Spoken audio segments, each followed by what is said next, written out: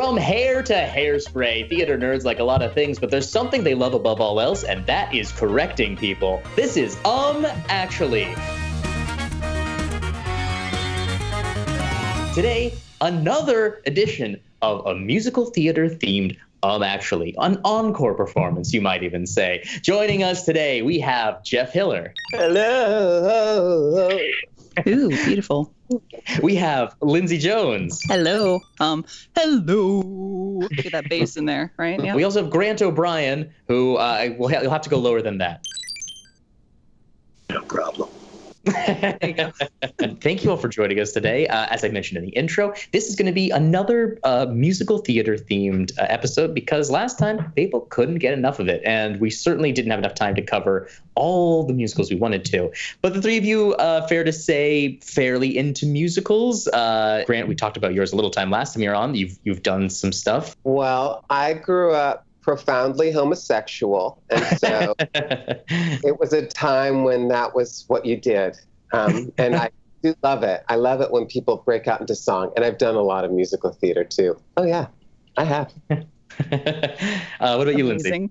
I grew up profoundly bisexual, I guess, if that qualifies too. But I've always loved musical theater, the spectacle, the excitement of it all. Just like, I don't know, if you could put energy into a performance, it's musical theater. Well, I'll go ahead and explain the rules here. I have here a stack of statements. These are false statements about musicals. Something here is wrong. It'll be up to you to find what I've said that's wrong, buzz in, and correct me. You can interrupt me whenever you want. If you hear something that's wrong, you can just jump right in there, just like in real life. You don't need to be polite, wait for me to finish. You can cut me off and tell me why I'm a big stupid idiot. The only other thing to keep in mind is that you must precede your corrections with the phrase, actually. Jeopardy style. If you don't, I won't give you the point. And it will feel very, very bad if you do know the right answer, but that's what keeps you from it. All right, let's do it. Buzzers in hand. And here is our first statement. The Sound of Music has had a lasting influence on popular culture. In addition to popularizing the Austrian folk song Edelweiss, My Favorite Things has become a holiday standard, even though it makes no reference to Christmas. And the opening line of the titular song is featured in the Beatles' movie Yellow Submarine. Jeff, what do you got? Actually, brown paper packages wrapped up in string does reference Christmas for me. I thought someone might say that. It's not an explicit Christmas reference. When I think of Christmas gifts, brown paper is like bottom of shelf in terms of like wrapping paper. Like my family. That's how you know your parents really love you. I just feel like it's making a comeback. I feel like now that's very chic. It used to be sort of like what poor people did, but now it's what rich people do. Now it's called minimalism. Yeah. That's all very fair, but I'm going to stick with the saying that there is no explicit reference to anything that is like definitively and uniquely holiday. Lindsay, you're buzzing in. Actually, the entire line about when the dog bites, when the bee stings. I grew up in Texas, y'all, and that sounds like a Texas Christmas to me. But that's just my experience.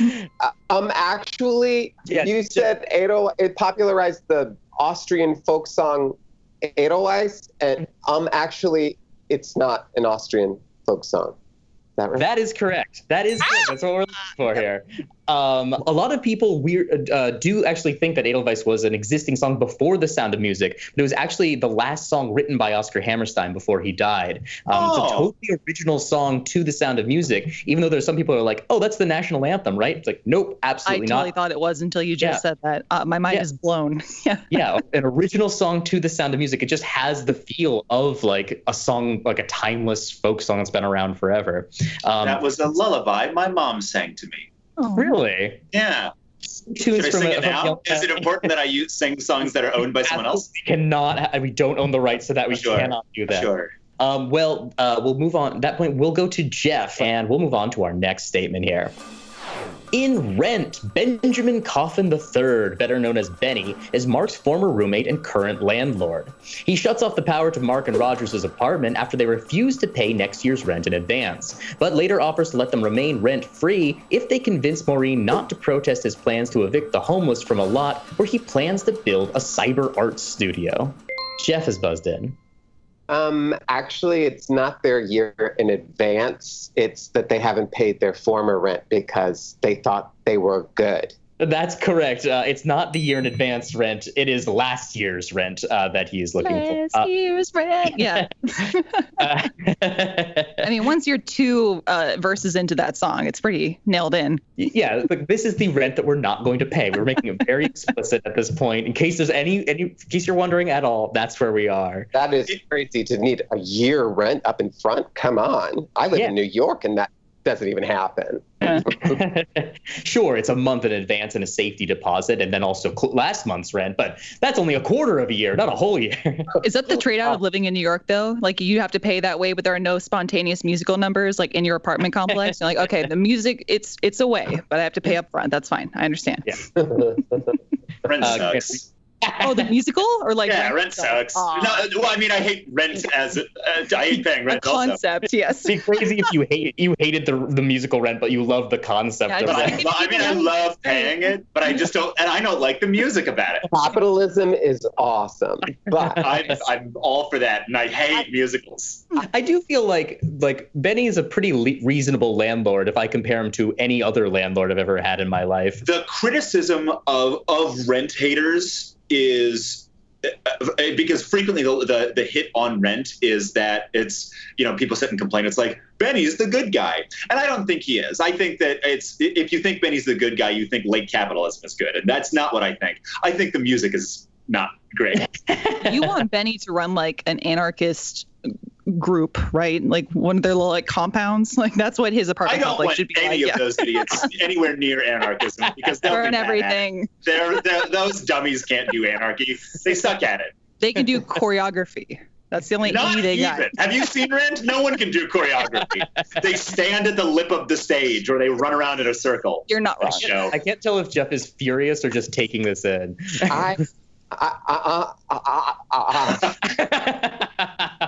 It's a very radical show. It is. I think I'm old enough to remember when it was still like revolutionary. Yeah. Well, once again, Grant, you've brought down the room. And speaking of late capitalism, here's our next statement. In Into the Woods, the witch explains that the baker and his wife cannot conceive because of a spell cast on the baker's family years ago.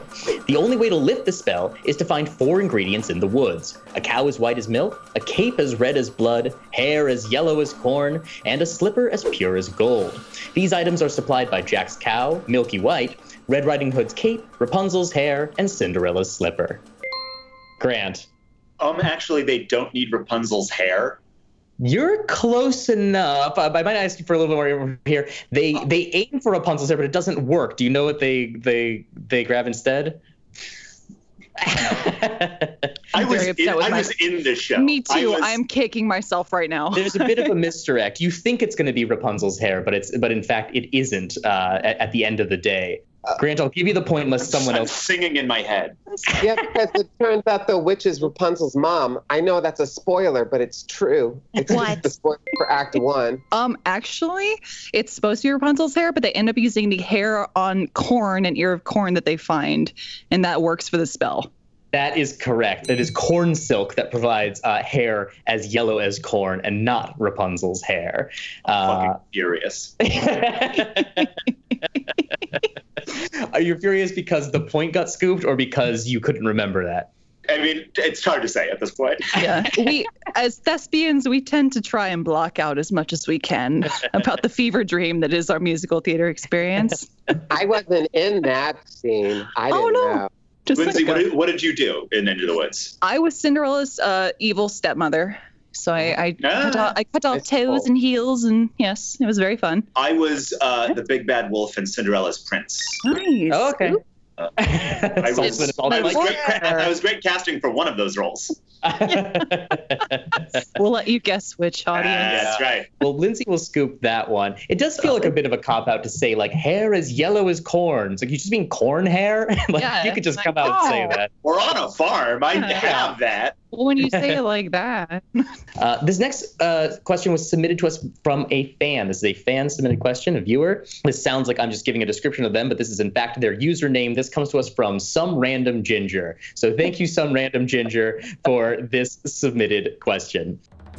The jukebox musical Rock of Ages features several popular 1980s rock songs, including the titular Rock of Ages by Def Leppard, Don't Stop Believin' by Journey, Here I Go Again by Whitesnake, and I Wanna Rock by Twisted Sister. Grant has buzzed in. Actually, it does not feature the song Rock of Ages. That is correct. Rock of Ages is not in the show Rock of Ages. That's a nice clean point for Grant. Hey, how about that? I mean, come on. There's a song about the Phantom of the Opera in Phantom of the Opera. How am I to know? Please. Yeah. Well, it's sort of surprising, especially for like a jukebox musical. You'd think at some point they'd maybe change the title or something. I don't think there is a song called Rock of Ages. Is there? I don't know. I'm not hearing it. I mean, not an 80s hair metal. There is a song called Rock of Ages, but I don't think it's an 80s hair metal song. I think it's like a Christmas song. No, it's an old hymn. Yeah, right? Yeah. That would be very fun if that was just slid in there. That was the 11 o'clock number. Yeah, it's like it's a bunch of in there. Tom Cruise wouldn't have done the movie. That's right. Now, Grant and Jeff, have you seen this musical before or no? I did see Rock of Ages. Okay, can I ask what you thought of it? Like, I'm always interested in musicals that are surrounded by like genres of music, and they kind of lay a narrative on it, and like, so they like. They fell in love. Yeah, I thought it was a blast. It was a hoot and a half. That show was only profitable because of the bar. Really?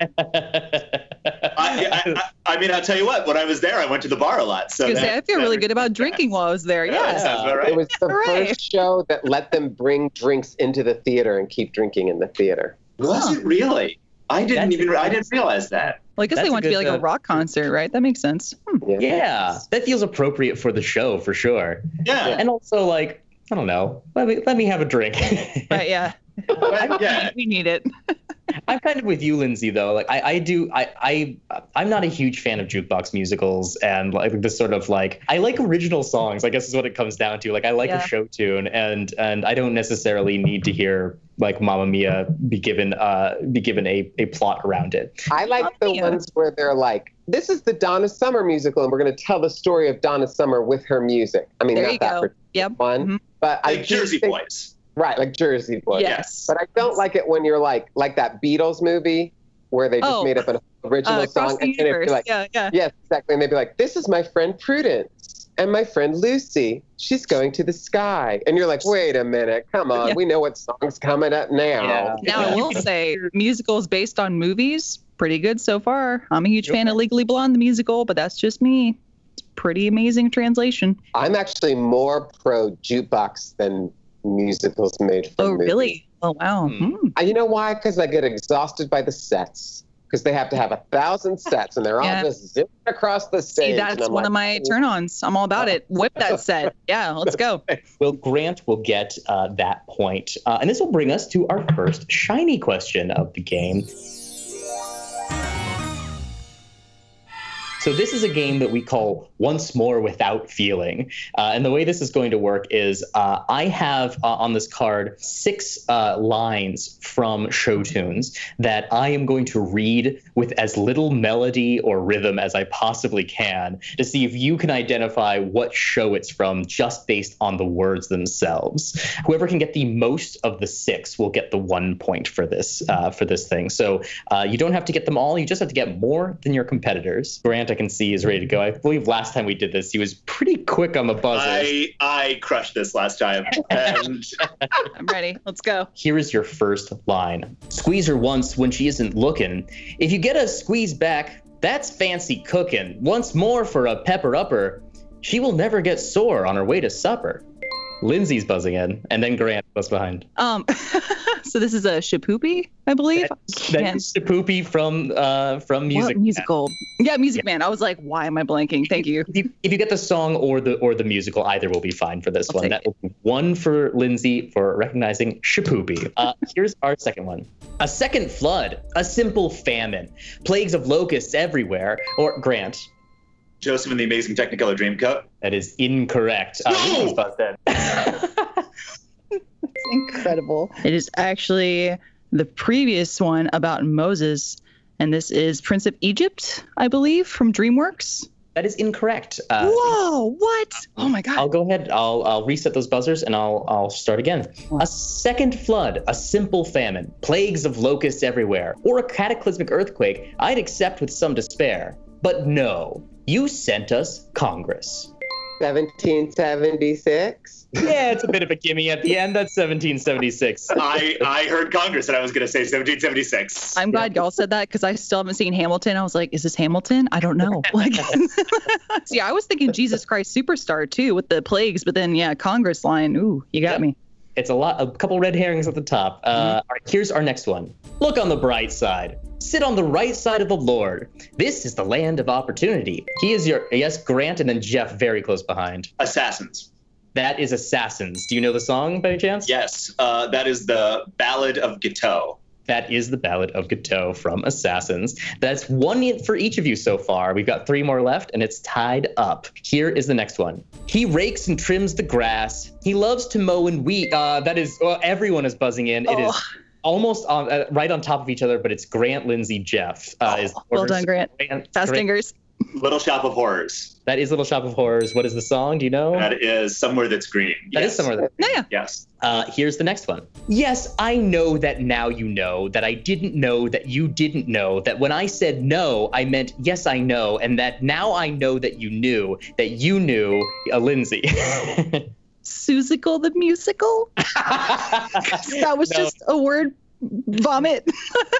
No, that is not Susical the musical. Darn, okay. Yes, I know that now you know that I didn't know that you didn't know that when I said no, I meant yes, I know, and that now I know that you knew you adored me. Jeff. I'm going to go with She Loves Me. No, it's not She Loves Me. Grant, do you have a guess? And if not, I may just call this one. The Pirates of Penzance. There you go. It is not the Pirates of Penzance. I'll call this one. This is Therapy from Tick Tick Boom. Tick Tick Boom. Okay. Jonathan Larson. All right. Here is the last one we have right now. It's 1 each for Lindsay and Jeff, 2 for Grant. Why am I the only one who sees you're beautiful? No, I mean handsome. Your swagger and your bearing and the just right clothes. Jeff. Fun Home. That is Fun Home. Ring of Keys from Fun Home. That is correct. That is 1 for Lindsay, 2 for Jeff, 2 for Grant. That means Jeff and Grant are tied for this one. You'll both get 1 point for this particular. Whoa. A point to go around for everyone. 3 for Jeff, 1 for Lindsay, 2 for Grant, and we have more questions to come. Cats is a musical based on the Old Possum's Book of Practical Cats by T.S. Eliot. The musical features every cat mentioned in the book, like Asparagus and Bustopher Jones, as well as adding characters from Eliot's unpublished drafts, like Grisabella. That is Lindsay with Grant close behind.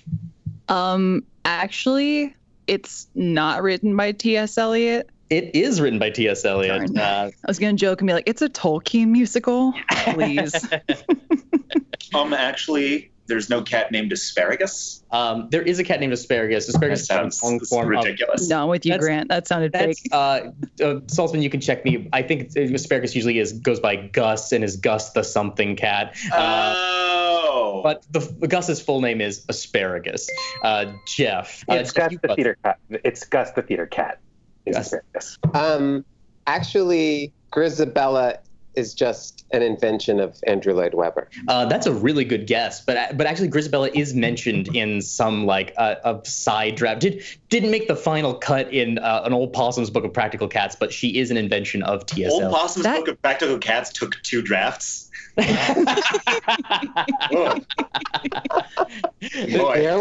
There was quality control. Yes. Actually, there's papers plastered all over the wall. He's like, I just can't crack this. Note cards up there.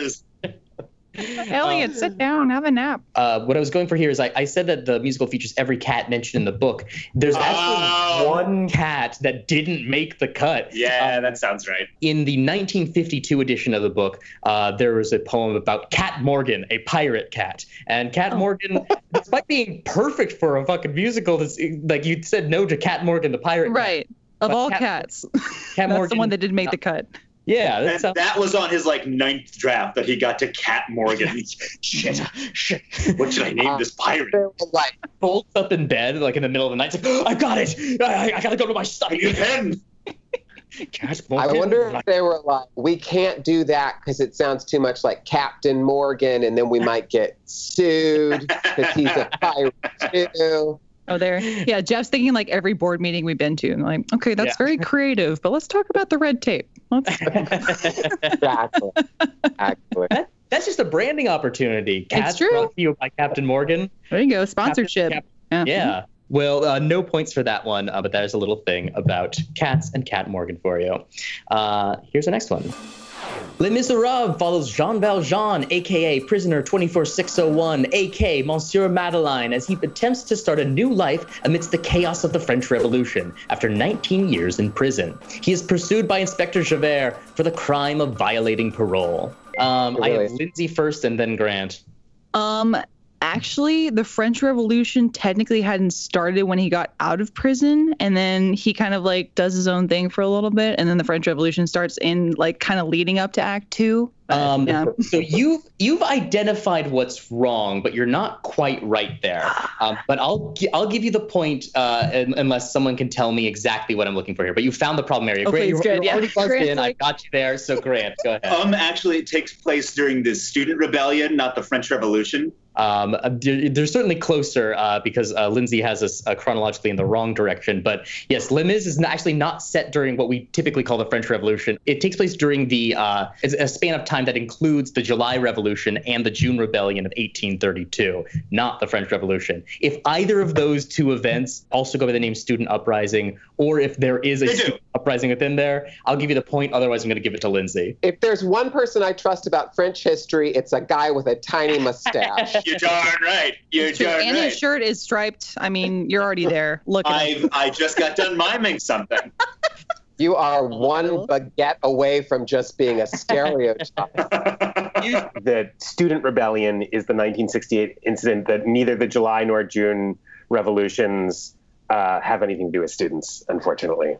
Well, there you have it. I'm sorry again. Quel dommage. That point will go to Lindsay. You know what? Thank you. It feels dirty, but I'll take it. Thank you.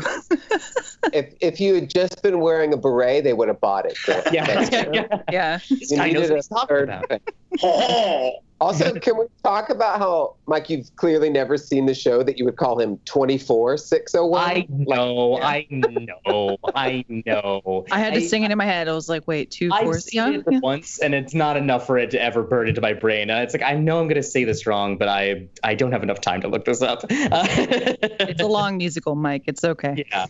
That point will go to Lindsay. And here's our next statement. Rodgers and Hammerstein are one of the most successful writing teams in musical theater history. Together, they wrote a string of influential musicals, including Showboat, Oklahoma, Carousel, South Pacific, Cinderella, The King and I, and more. Shortly after Oscar Hammerstein's death, Richard Rodgers became the first person ever to win an EGOT, and one of only 2 EGOT winners to also win a Pulitzer. One of those. Jeff is buzzed in.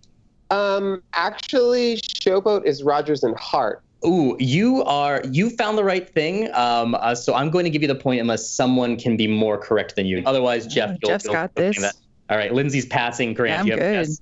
Actually, Oscar Hammerstein wrote Showboat without Richard Rodgers. A good guess, but no. So we'll give that point to Jeff. Hammerstein wrote Showboat with P.G. Wodehouse, same one of Jeeves fame, who also wrote a number of musicals. So there's that. His material is a little PG-13.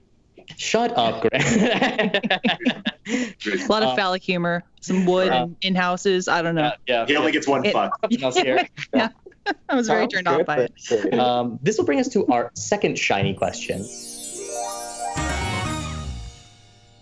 This is a game called Legal Limit. So obviously we can't do a musicals episode without playing some music, but we don't really have the rights to anything. So we are going to play about what we think we can legally get away with playing without having any legal teams coming after us. Like before, we're going to see who can identify the most. You don't have to get them all. You just have to get more than your competitors here. We've got 6 sounds for you. Let's play that first one. Go, man, go! That is Grant with Lindsay just on his heels. Grant, what is that?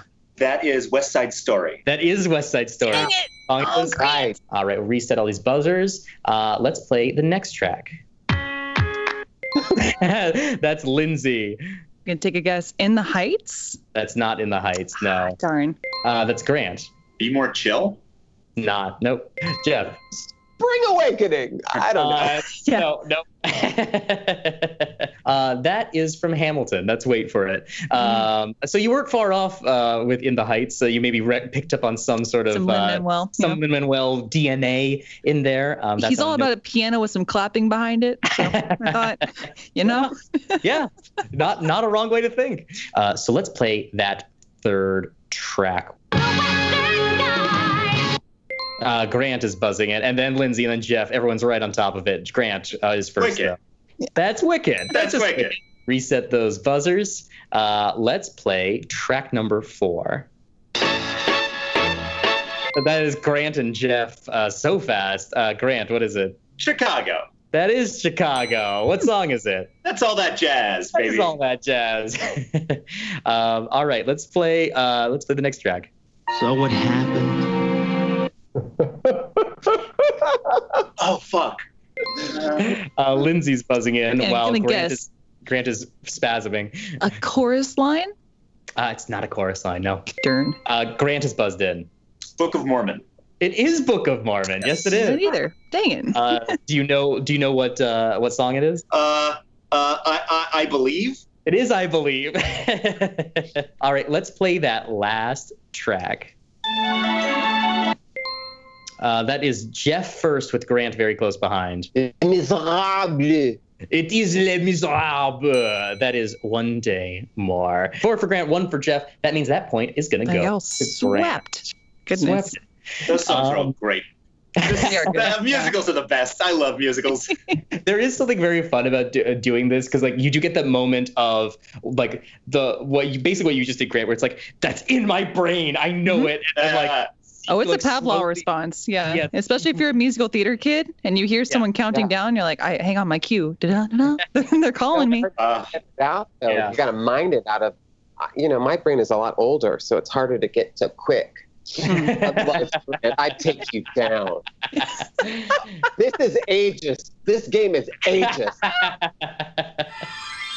Jeff has 4, Lindsay has 2, Grant has 3, as we head into the final stretch here.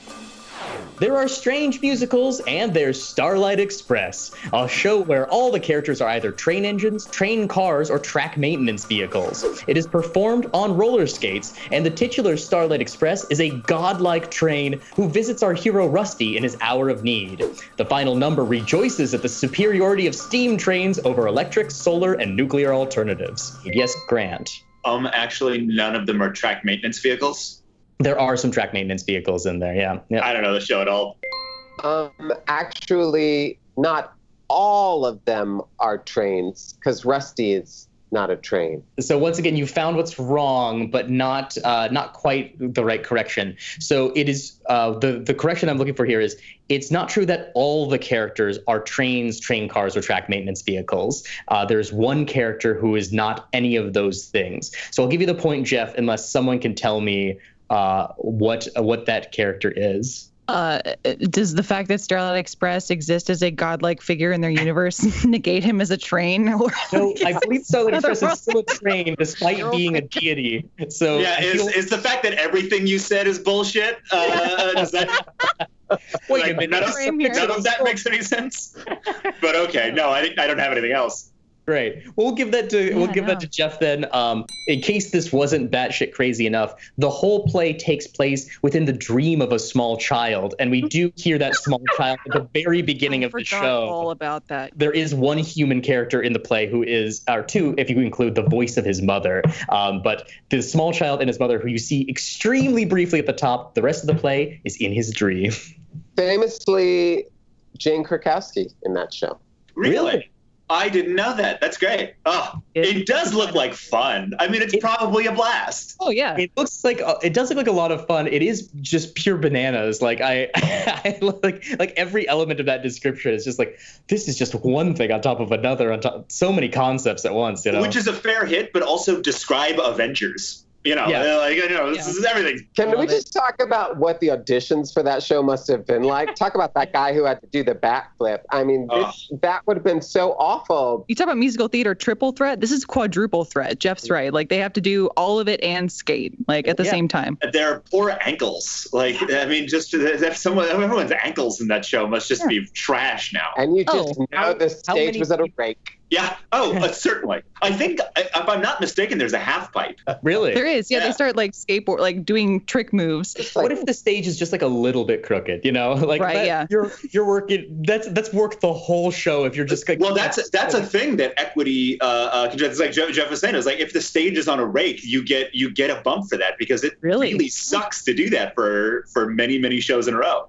But also just like when you have to pee between scenes and you have to be like, hold it in. Yeah. Use that diaphragm to hold the pee. Yeah, a bunch of dudes just like as they pee, it just pushes them away from the urinal. Just like no. Stop. I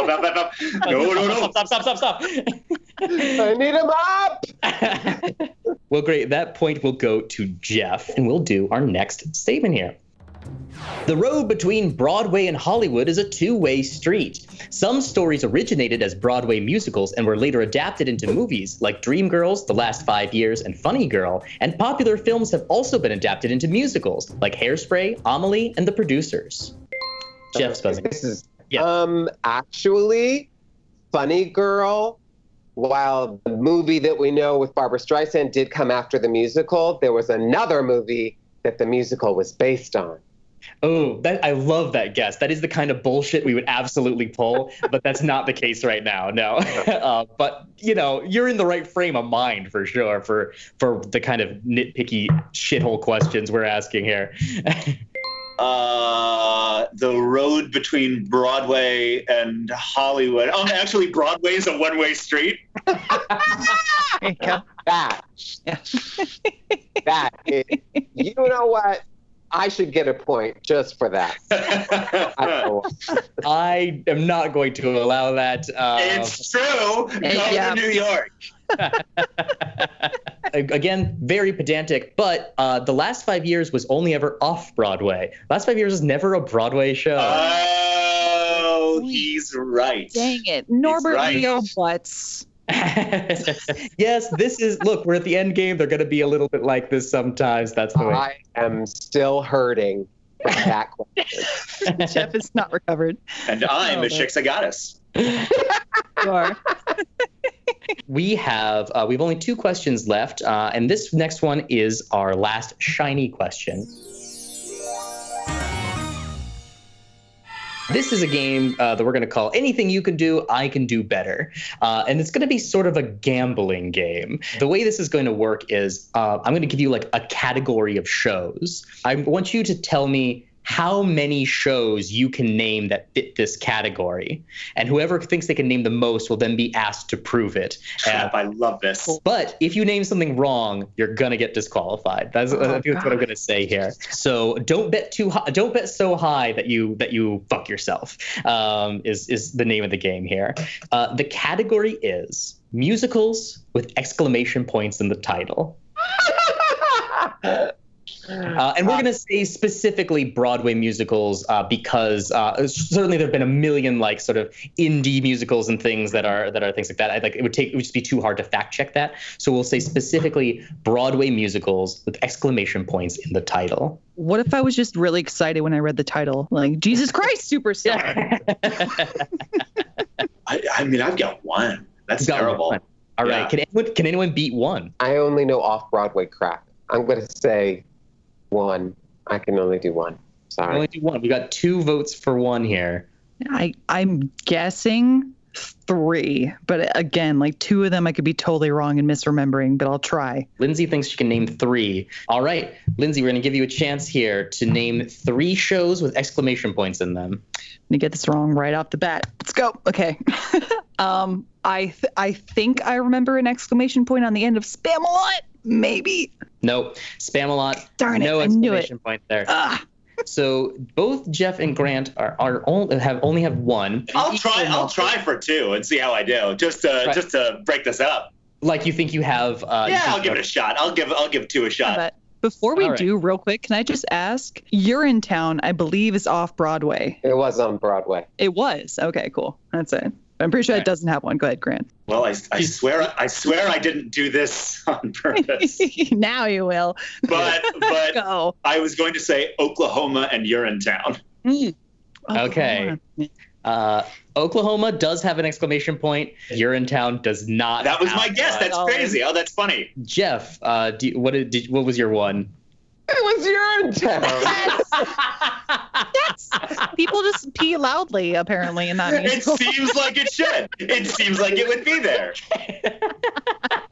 That's very funny. That is very funny. Gosh, by the rules I said Grant should be disqualified, but also as the only person to name 1 show that has an exclamation point, I also feel like I should give you the point. The fact that we got 1 named here, I feel like that has to be rewarded. That is 1. So Grant with 1 with Oklahoma. That we'll give that point to you. Some others I would have accepted would include Mamma Mia. We just talked about it. Here we go again. I know. Oh my. Also, Hello Dolly and Oh Calcutta. Oh Calcutta has 2 exclamation points, which I would not have counted for 2, but just so you know. Oh, Calcutta. Jeff has 5, Lindsay has 2, Grant has 4. This last question, as always, is about real life skills. So maybe it's more valuable than these other things. It has more of the bragging rights to it, even if it won't win you the game.